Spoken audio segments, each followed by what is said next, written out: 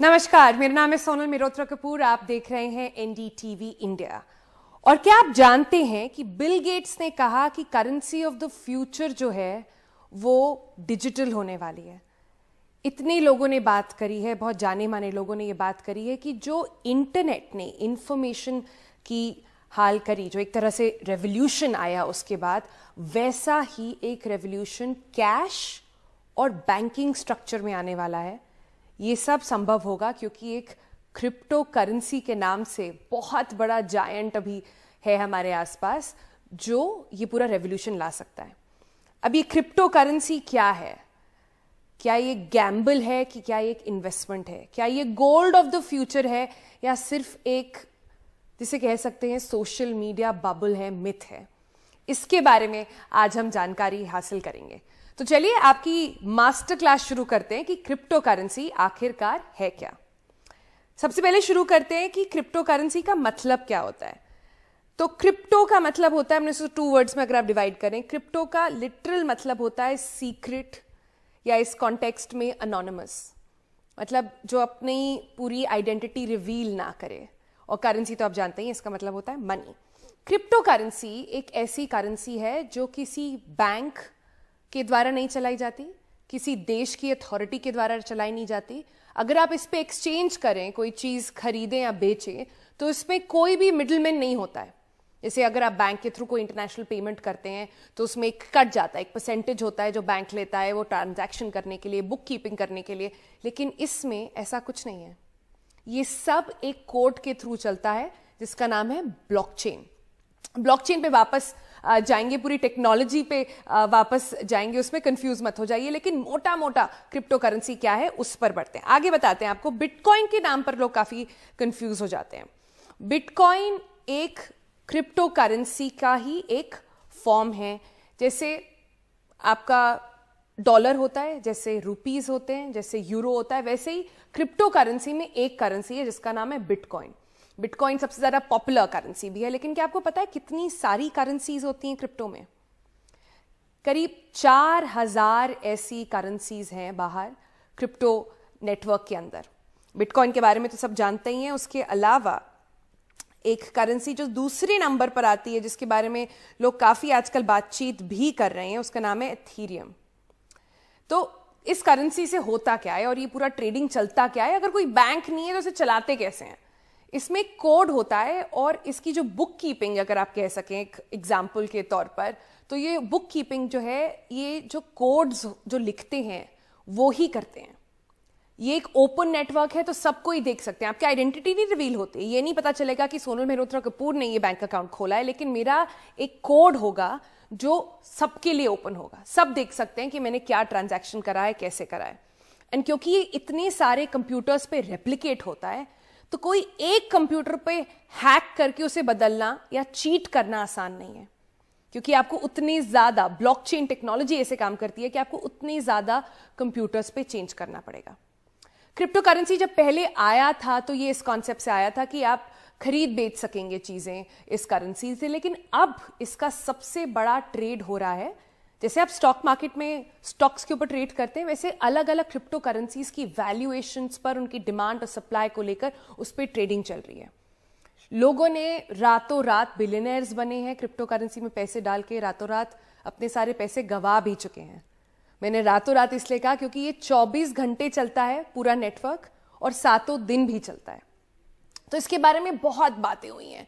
ये कहा जा रहा है कि अब अगर लोग अपना पैसा लगाना शुरू करते हैं तो अगले 3 साल में बहुत अच्छा इस पे रिटर्न मिलेगा।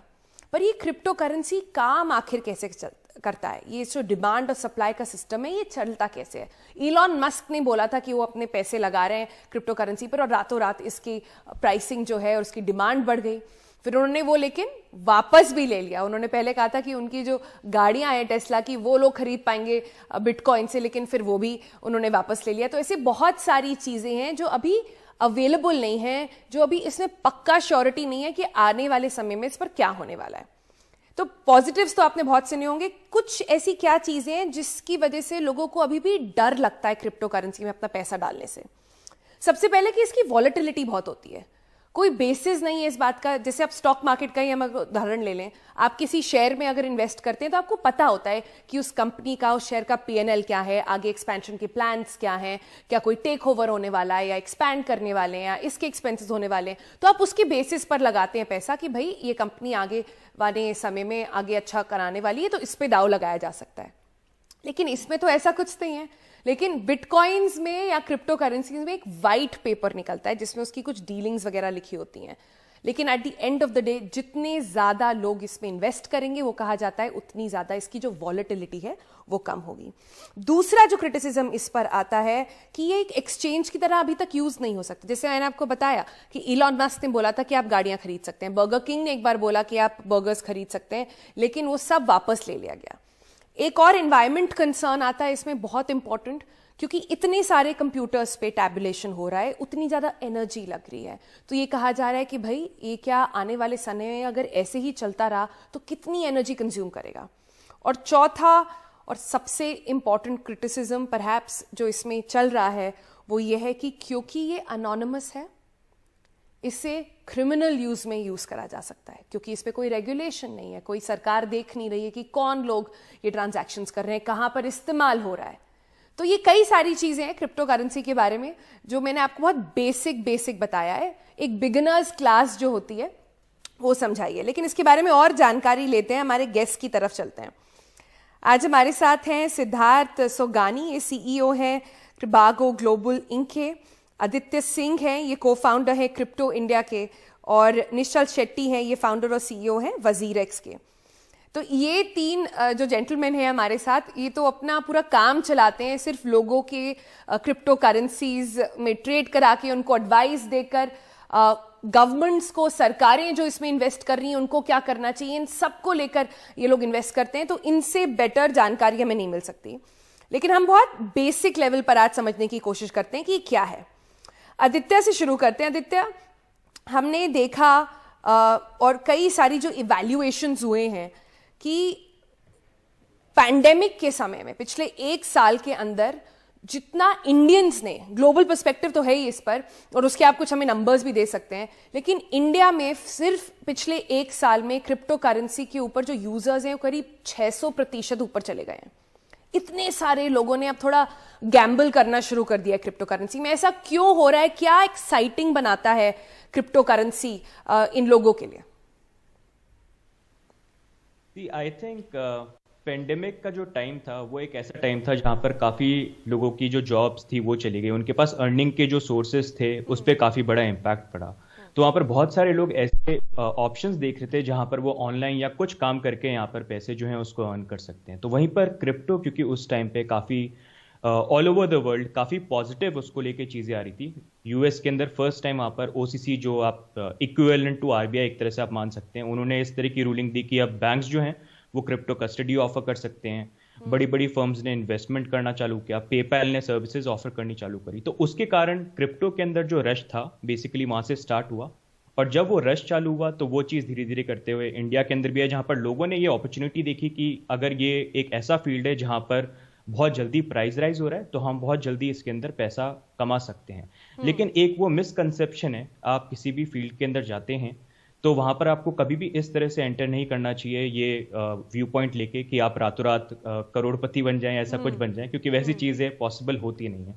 तो अगर इन्वेस्टमेंट करना, कस्टमर्स को क्या एडवाइस देते हैं जो क्रिप्टो के बारे में अभी सिर्फ क्यूरियस हैं, जानना चाहते हैं कैसे करें, इन्वेस्ट करें ना करें, थोड़े अनश्योर हैं, उनको आप क्या एडवाइस देंगे? तो उनको मैं यही एडवाइस करूंगा कि सबसे पहले आप किसी भी चीज के अंदर इन्वेस्टमेंट करते हैं तो सबसे इंपॉर्टेंट चीज ये है कि आप उसके बारे में सब कुछ समझें। आप सबसे पहले तो मनी का जो हिस्ट्री है उसके बारे में पढ़ें, उसको जानें। फिर आप बिटकॉइन का जो व्हाइट पेपर है उसको पढ़ें, वो क्यों बना है और क्यों आज पिछले 10-12 साल से अगर आप देखेंगे वो बेस्ट परफॉर्मिंग एसेट क्यों बन रहा है और ऑल ओवर द वर्ल्ड किस तरह की पॉजिटिव अडॉप्शन हो रहे हैं। तो उससे एक आपको आइडिया मिलेगा। उसके बाद आप खुद अपने रिस्क के बेसिस पे आपको जिस तरह का इन्वेस्टमेंट करना आप कर सकते हैं। लेकिन अगर आप करें तो आप बिटकॉइन को बेसिकली देखें और वहां पर भी अपना पर्सपेक्टिव कम से 3 से 4 साल का आप रखें और उसमें भी आप चाहें तो रुपी कॉस्ट एवरेज करके इन्वेस्टमेंट करें, मतलब सेंसिबल इन्वेस्टमेंट करें। ऐसा नहीं कि आप जरूरत से ज्यादा उसके अंदर पैसा लगाएं। जी, तो कॉशन के साथ इसमें करें और थोड़ी रिसर्च के साथ करें कि क्यों बना है। आपने कहा कि पूरा हिस्ट्री ऑफ मनी पढ़ना चाहिए कि कैसे गोल्ड कॉइन सिल्वर कॉइन से हम कैश पर आए हैं, कैश से हम डिजिटल करेंसी पर आए हैं, और डिजिटल करेंसी अब हम क्रिप्टो करेंसी की बात कर रहे हैं। सिद्धार्थ की तरफ चलते हैं। सिद्धार्थ, लीगल एस्पेक्ट पे इस पे बहुत क्वेश्चंस आते हैं, लोगों को लगता है इस पे हमें क्या टैक्स देना पड़ेगा, नहीं देना पड़ेगा। और मैं अपने प्रोड्यूसर से बोलूंगी एक ग्राफिक्स भी अगर हम चलाएं कि पूरा ये लीगैलिटी जो है पूरे विश्व में कैसे चल रही है क्रिप्टो करेंसी की। कुछ देश हैं जिन्होंने अलाउ कर दिया है, कुछ देश हैं जिन्होंने रेगुलेशंस लाए हैं। इंडिया में अभी क्रिप्टो करेंसी ग्रे एरिया जैसे बोलते हैं उसमें है कि आरबीआई कह रहा है हम इसे नहीं मानते, लेकिन अभी क्योंकि डीलिंग्स चल ही रही हैं, इतने लोगों ने इस पे इन्वेस्ट करा हुआ है, करोड़ों की मात्रा है, कितना उससे भी ज्यादा पैसा लगा हुआ है, और हम ऐसे समय पर क्या एक्सपेक्ट करते हैं सरकार से इस पर? यस, सो वर्ल्ड के जो G20 नेशंस है उसमें से 18 देश ऐसे हैं जिसमें ये रेगुलेट हो चुका है। मतलब वहां पे इलीगल नहीं है, वहां पे किसी तरह का टैक्सेशन का प्रोविजन है कि अगर आपने सपोज $100 कमाए हैं तो आपको उस पर कितने प्रतिशत टैक्स देना है, उसमें आपको लॉन्ग टर्म कैपिटल गेन का ट्रीटमेंट कैसे करना है, ये सारे निर्देश जो हैं वो कंट्रीज की सरकारों की तरफ से आ चुके हैं। इंडिया में ये अभी तक क्लियर नहीं है, ग्रे एरिया है।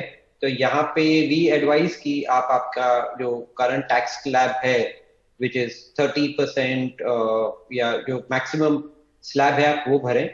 इवन जीएसटी जो आप भर रहे हैं इससे रिलेटेड जो भी काम करें वो मैक्सिमम भरें, क्योंकि अगर सरकार फ्यूचर में कोई भी तरह का प्रोविजन लाती है तो we will be in accordance. तो ये एक चीज है। और बहुत सी कंट्रीज के अंदर इसको एसेट कहा जा रहा है, कहीं पे इनको करेंसी कहा जा रहा है। But the best thing is कि आप इसको एज एन एसेट ट्रीट करें। एसेट ट्रीट करने से इसकी बुक कीपिंग बहुत आसान हो जाती है। And I think G20 Nations में से 15 से 16 देश ऐसे हैं जो इनको कमोडिटीज या एसेट के परव्यू में रखते हैं, क्योंकि और इवन इंडिया को भी एसेट्स के परव्यू में रखना चाहिए, क्योंकि तो अगर आप इसको करेंसी को एक एसेट की तरह देखें, उसे एक्सचेंज करेंसी की तरह ना देखें, ये आप कह रहे हैं, और इसी फॉर्म में ये एक्सेप्ट हो रहा है बाकी सारे देशों में भी। पर इंडिया में इसका क्या रोल हो सकता है? निश्चल की तरफ चलते हैं। निश्चल, एक ब्रेक लेंगे हम, लेकिन उससे पहले मैं जल्दी से कमेंट लेना चाहती हूं आपसे कि अभी जब हमें क्लियर नहीं है कि कोई रेगुलेशन इसमें आएगा कि नहीं आएगा। मुझे पता है कि क्रिप्टो करेंसी में एक सेल्फ रेगुलेशन होता है, लेकिन अगर कोई फ्रॉड हो जाए, अगर कोई सिस्टम हैक हो जाए, सवाल ये है कि at the end of the day ये कोड है, तो इससे बेटर कोड हो सकता है लिखा जाए आने वाले समय में, जिससे इसे भी हम फूल कर सकते हैं, इसमें भी कोई लूप होल निकल आए। तो क्या इन सब चीजों के चेक्स एंड बैलेंसेस हैं अभी? देखिए, अभी जैसे आपने कहा कि ये रेगुलेटेड नहीं है, और इससे क्या होता है कस्टमर्स को थोड़ा प्रॉब्लम हो सकता है कि अगर उन्होंने कोई वेबसाइट यूज कर लिया जहाँ पे कोई चेक्स एंड बैलेंसेस नहीं है। तो एटलीस्ट इंडिया में हम क्या कर रहे हैं, हम सब एक्सचेंजेस मिलके हमने एक self regulatory code of conduct launch किया है, जहाँ पे ये जो नीडेड चेक्स एंड बैलेंसेस है वो हम फॉलो करते हैं। बट हम इसीलिए रेगुलेशन चाहते हैं ताकि एक गवर्नमेंट एक फॉर्मली एक चेक एक सॉर्ट ऑफ मैं बोलता हूँ कि रेगुलेटरी गाइडलाइंस लाए, जिससे कोई भी बिजनेस अगर कर रहा है इस सेक्टर में तो कस्टमर प्रोटेक्शन, फंड प्रोटेक्शन, ये सब लोग डे वन से रहे उनके वेबसाइट्स में, एक्सचेंजेस में। पर जब तक वो नहीं होता, आई थिंक कस्टमर्स को कॉशन लेना चाहिए और ये देखना चाहिए कि आप जिस वेबसाइट में आप निवेश करोगे और जिस क्रिप्टो में आप निवेश करने वाले हो उसका बैकग्राउंड क्या है और कितने समय से ये चल रहा है, वो बहुत इंपॉर्टेंट है।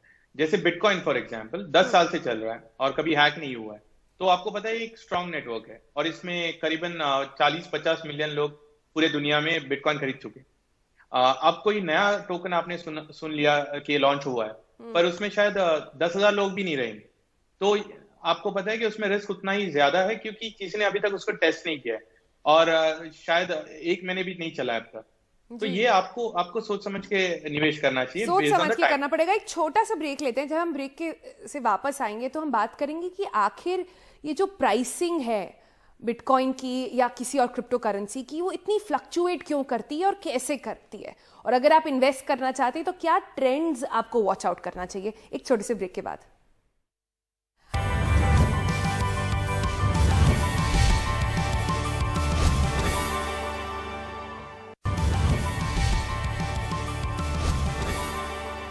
आप देख रहे हैं क्या आप जानते हैं, और आज हम आपको दे रहे हैं कुछ बेसिक्स क्रिप्टो करेंसी के बारे में। अपने पैनल की तरफ वापस चलते हैं। और निश्चल, हम आपसे जाने से पहले ब्रेक पर ये जानने की कोशिश कर रहे थे कि आखिर ये वॉलेटिलिटी जो इतनी आती है क्रिप्टो करेंसी में, ये कैसे आती है, और अगर कोई वॉच आउट कर रहा है इन ट्रेंड्स को तो किन चीजों पर ध्यान रखना चाहिए। देखिए, अभी आप बिटकॉइन अगर आप देखोगे, ये सिर्फ 10 साल हुआ है बिटकॉइन लॉन्च होके, और करीबन 10 या 12 करोड़ लोग हैं दुनिया में जो क्रिप्टो में इन्वेस्ट करते हैं। अब आप इसको कंपेयर करोगे गोल्ड से, तो गोल्ड हजारों सालों से चल रहा है, और 100-200 करोड़ लोग शायद गोल्ड में निवेश कर रहे हैं। तो ये मार्केट गोल्ड का बहुत बड़ा है। इसलिए अगर आप कोई एक छोटा सा न्यूज आ जाए या बड़ा भी न्यूज आ जाए, गोल्ड 1% भी मूवमेंट हो गया तो आई थिंक उसे लोग चौंक जाते हैं। पर बिटकॉइन क्योंकि ये छोटा मार्केट है, तो अगर समझो एक इलॉन मस्क ने ट्वीट कर दिया तो पूरे दुनिया के सब मीडिया वाले उसे कवर कर देते हैं। जैसे ही मीडिया कवर करता है तो बिटकॉइन में नए निवेशक आ जाते हैं, और उससे आप देखते हो कि प्राइस राइज क्विकली हो रहा है, क्योंकि जो बिटकॉइन का एक्चुअल जो होल्डिंग पॉपुलेशन है वो बहुत छोटा है। तो कल को अगर भारत सरकार अगर कोई इस पे स्टेटमेंट भी देती है तो इसमें बहुत फर्क पड़ने वाला है क्रिप्टो करेंसी पर। आखिरी 1 मिनट है तो मैं क्विकली आदित्य और सिद्धार्थ के पास एक छोटे कमेंट की तरफ जाना चाहती हूँ, और दोनों से मैं ये जानना चाहती हूँ। सिद्धार्थ, आप पहले बताइए कि अगले आने वाले 5 सालों में आप क्रिप्टो करेंसी को कहाँ देखते हैं। आने वाले 5 साल में क्रिप्टो करेंसी का फ्यूचर बहुत ब्राइट है। इसका मेन रीजन ये है कि लास्ट 2 साल के अंदर गवर्नमेंट ने बहुत पैसे प्रिंट किए हैं। तो जब मार्केट में इन्फ्लेशन बढ़ जाता है, स्टेबल एसेट्स जो होते हैं, जो जैसे गोल्ड, सिल्वर और बिटकॉइन, ये ऊपर जाने लग जाएंगे। कमोडिटी स्टॉक मार्केट भी ऊपर जाने लग जाएगी। तो ये गवर्नमेंट का जो हेलीकॉप्टर ड्रॉप है उसको देखते हुए आई बिलीव क्रिप्टो करेंसी की प्राइसेस बहुत, स्पेशली बिटकॉइन की प्राइसेस बहुत ऊपर जाएगी। आदित्य की तरफ चलते हैं। आदित्य, 5 साल में आपका क्या प्रेडिक्शन है क्रिप्टो के लिए? 5 साल के अंदर आई थिंक बिटकॉइन का जो अडॉप्शन है वर्ल्ड लेवल पे वो बहुत पॉजिटिव तरीके से बढ़ेगा, जिस तरह से अभी हो रहा है। और अभी 2020 के अंदर जिस तरह से all over the world regulation आए, इंडिया को छोड़ के, जहां पर हम सोचते हैं मतलब वी ऑल्सो होप कि यहाँ पर भी कुछ पॉजिटिव आए, तो उसके अकॉर्डिंग अभी ये चीज स्टार्ट हो चुकी है जो जाने वाली नहीं है। तो बिटकॉइन एक ऐसी चीज है जो which is here to stay.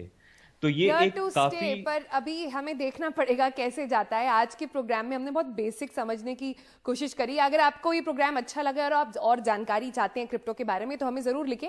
हम फिर से इन जेंटलमैन को बुलाएंगे और फिर से इसके बारे में डिटेल डिस्कशन करेंगे कि आखिर क्रिप्टो करेंसी का फ्यूचर क्या है और क्या ये आपके लिए सही है। फिलहाल आज के लिए इतना ही। नमस्कार।